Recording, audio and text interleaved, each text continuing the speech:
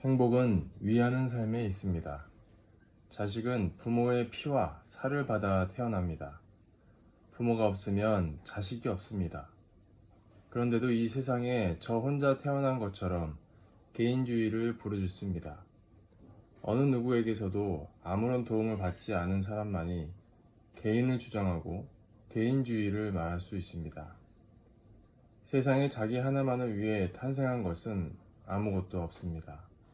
모든 피조물은 서로를 위해 탄생했습니다. 나는 너를 위해 있고 너는 나를 위해 있는 것입니다. 자기만을 위해 사는 이기적인 삶처럼 어리석은 삶은 없습니다. 이기적인 삶은 자기를 위하는 것처럼 보이지만 궁극적으로는 자기를 파괴하는 삶입니다. 개인은 가정을 위하여, 가정은 민족을 위하여, 민족은 세계를 위하여, 세계는 하나님을 위하여 살아야 합니다. 내가 세운 학교에는 어디나 세 가지 표어가 걸려 있습니다. 첫 번째는 낮 12시처럼 그림자 없는 삶을 살아라입니다. 그림자가 없는 삶이란 곧 양심에 거리낄 것이 없는 삶입니다. 이 땅의 삶을 마치고 영계에 들어가면 평생 자신이 살아온 삶이 녹화 테이프가 돌아가듯 좌르륵 펼쳐집니다. 천국으로 갈지, 지옥으로 갈지는 자신의 삶에 의해 결정됩니다.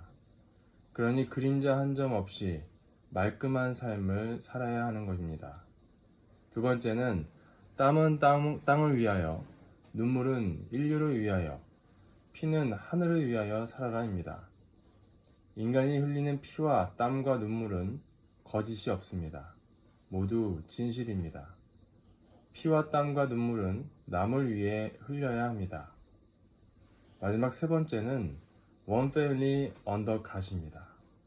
하나님은 한 분이시고 인류는 한 형제입니다. 언어와 인종과 문화의 차이는 0.1%에 지나지 않습니다. 나머지 99.9%는 모두가 똑같은 인간입니다. 남태평양에는 모두 14개의 섬나라들이 있습니다. 그중 마셜 아일랜드에 가서 대통령을 만났을 때 내가 물었습니다. 인구라야 고작 6만 명뿐이고 섬에서 가장 높은 곳이 해발 2m에 불과해 파도가 1m만 들이쳐도 온 나라가 물바다가 되어버립니다. 그렇지만 가장 심각한 문제는 교육입니다. 잘 사는 집 아이들은 모두 미국이나 유럽에 나가 교육을 받고는 고향으로 돌아오지 않습니다. 가난한 집 아이들은 제대로 된 교육을 받을 학교가 없으니 아무리 똑똑해도 지도자가 될 소양을 쌓을 수 없지요. 결국 우리 같은 섬나라의 고민은 미래를 이끌어갈 인재를 기르지 못한다는 겁니다. 마셜 아일랜드 대통령의 탄식을 들은 나는 곧바로 하와이 코나의 섬나라 아이들을 위한 하이스쿨 오브 퍼시픽이라는 학교를 지었습니다. 각 나라에서 뽑혀온 아이들에게 고등교육을 시키고 필요하면 대학 진학도 도와줍니다. 하와이로 오가는 비행기 값이며 학비, 기숙사비를 제공하는 것은 물론 컴퓨터도 사주면서 최고의 교육을 시킵니다. 섬나라의 학생들을 공부시키는데 조건은 단 하나, 학업을 마치면 반드시 자기 나라에 돌아가 나라와 민족을 위해 봉사해야 한다는 것이 유일한 조건입니다. 위하는 삶을 산다는 것은 때때로 개인의 희생을 전제로 합니다. 몇 년 전에 우리 교회의 선교사가 남미를 순회하는 중에 큰 지진이 난 적이 있습니다. 선교사의 부인이 낯빛이 하얗게 변해서 나를 찾아왔습니다. 어쩌면 좋아요, 선생님. 너무 걱정이 되어 어쩔 줄을 모르겠어요. 하며 눈물을 글썽였습니다. 그래서 내가 어떻게 했을 것 같습니까? 어깨를 다독이며 위로해주기는커녕 호통을 쳤습니다. 지금 너는 네 남편을 걱정하는 거냐? 아니면 네 남편이 아수라장에서 몇 사람의 생명을 구해낼 것인지를 걱정하는 거냐? 남편의 안위가 걱정되는 것은 당연합니다. 하지만 선교사의 부인이라면 그 이상을 걱정할 줄 알아야 합니다. 남편을 안전하게 지켜달라고 기도할 게 아니라 남편이 더욱 많은 목숨을 구할 수 있게 해달라고 기도해야 합니다.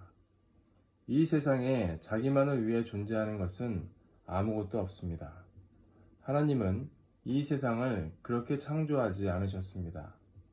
남자는 여자를 위해 존재하고 여자는 남자를 위해 존재합니다. 자연은 사람을 위해 있고 사람은 또 자연을 위해 있습니다.